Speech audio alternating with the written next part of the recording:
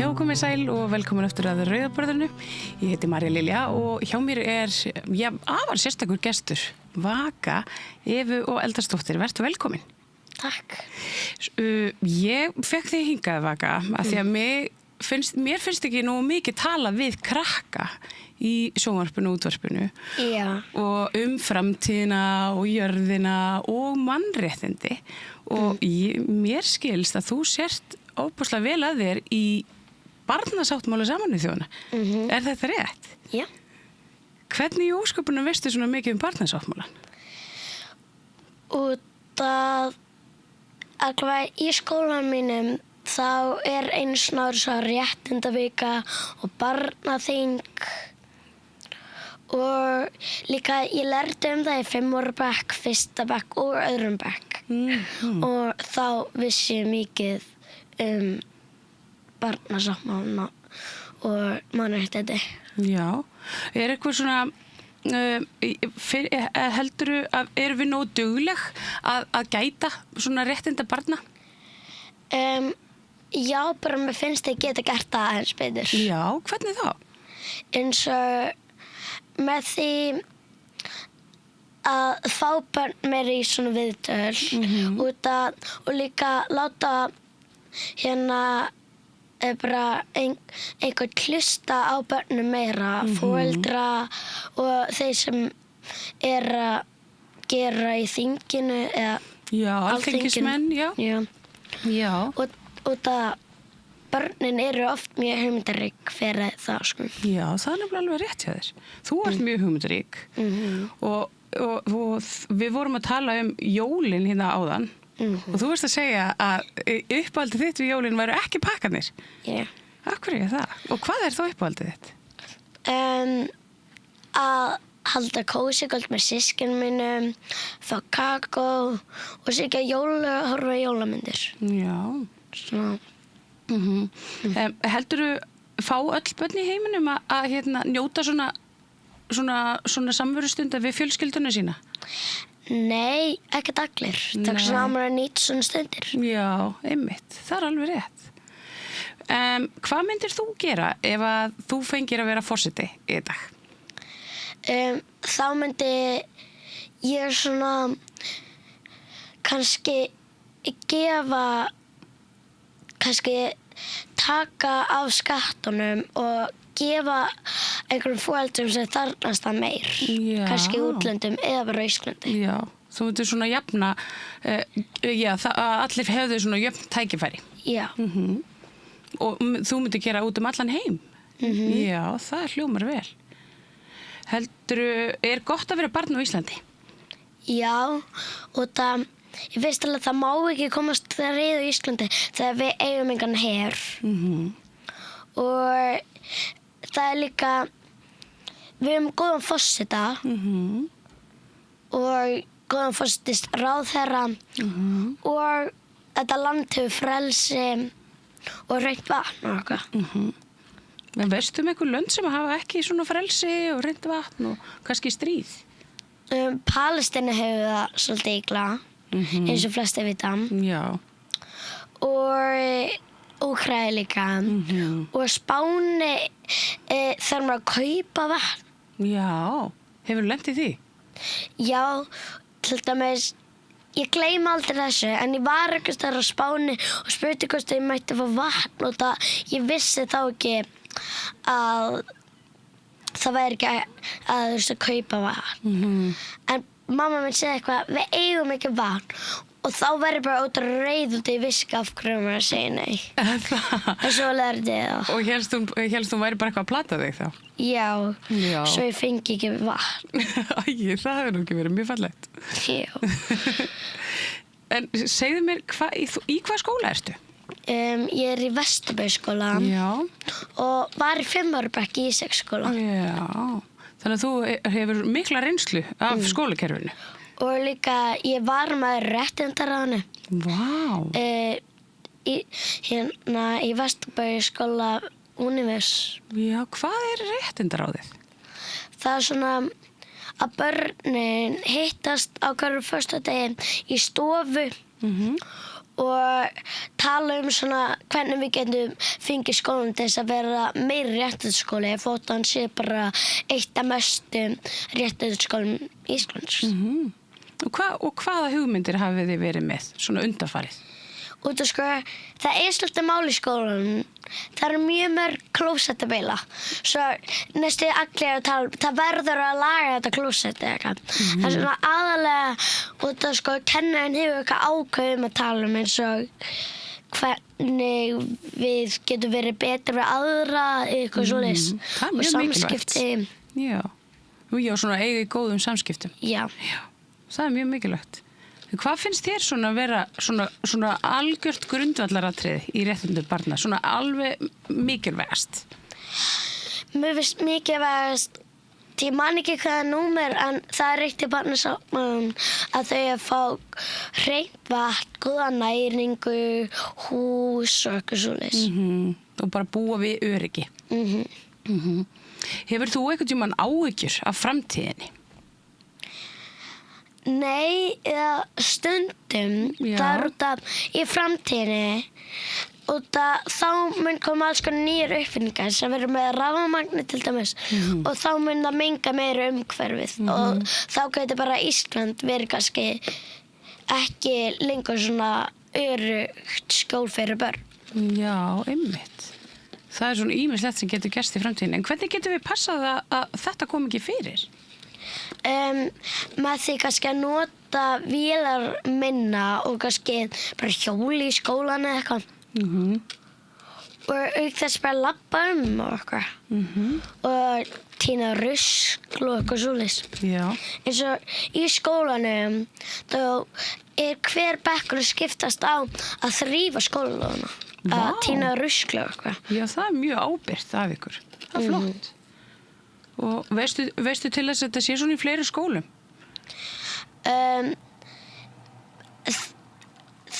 Það bara gott að þetta sé svona. Já. Er svona, en heldur að sé svona ábyrgir krakkar í fleiri skólum í Reykjavík, er það ekki? Eru krakkar svona ábyrgir og flottir? Já.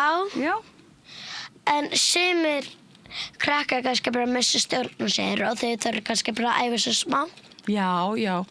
Bara svona, það er alltaf leið, við höfum stundum bara vonda daga öll, held ég. Já.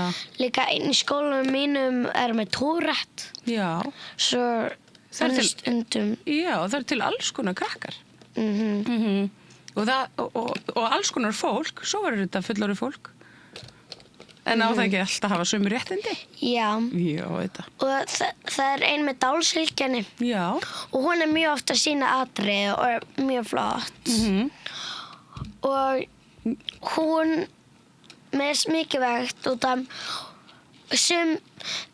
mér finnst mikilvægt að börn gefa henni jafnmikla virðingur aðrir og hún er með hendur, hún er með nef, hún er með augu, hún er með munn.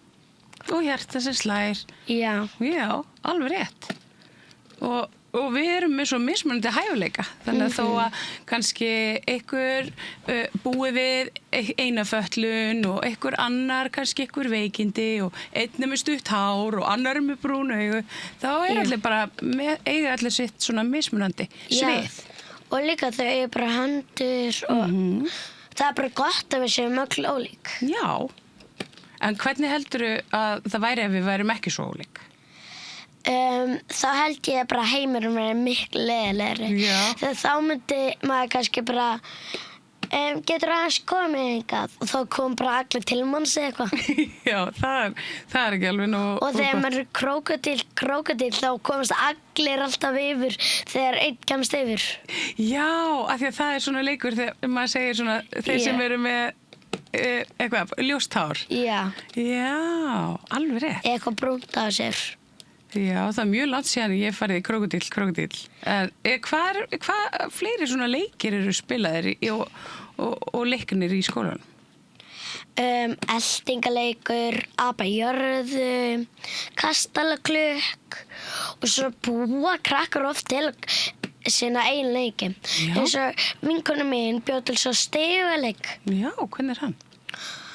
En svona, ef ég myndi segja til dæmis 1, þá hefur bara hoppað tröppu 1. Og það eru 6 tröppur. En ef ég segi til dæmis 7, þá er ég ekki að hlaupa upp á það klukkamann. En ef maður er eins og, ef maður er 1 og það segir alltaf 3, þá má ekki fara 2 og svo 3. Þá fer maður upp á klukkamann. Þess vegna ef maður var kannski 1 og svo kemur 5, þá förum við í ákveðnar leiðir til þess að komast þar.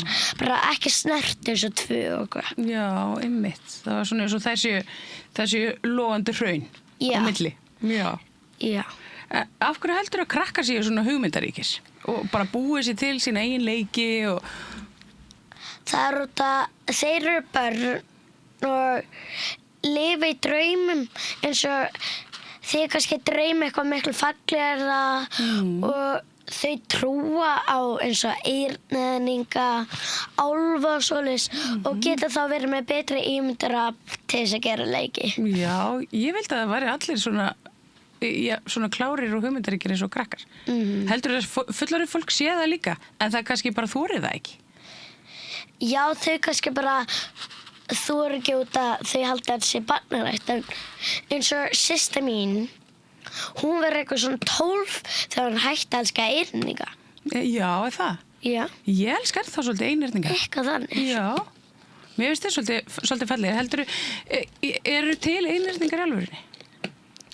Kannski á okkur draumalandi upp í geima, okkur unicorn plánetu. Ó, vá. Myndirðu fara þangað? Já.